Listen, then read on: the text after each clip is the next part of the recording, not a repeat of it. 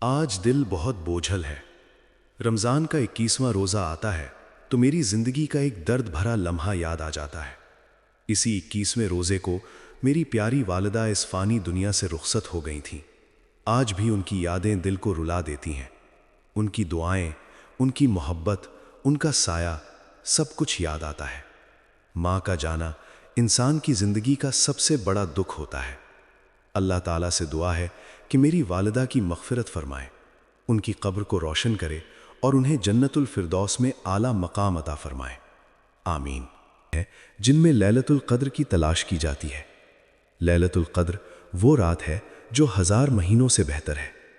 اس لیے ہمیں چاہیے کہ ان دنوں میں زیادہ سے زیادہ عبادت کریں، قرآن کی تلاوت کریں اور اللہ سے اپنی اور اپنے پیاروں کی مغفرت کی دعا کریں۔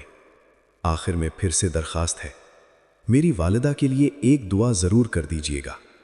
اللہ تعالیٰ میری والدہ کی مغفرت فرمائے اور انہیں جنت میں اعلیٰ مقام عطا فرمائے۔ آمین۔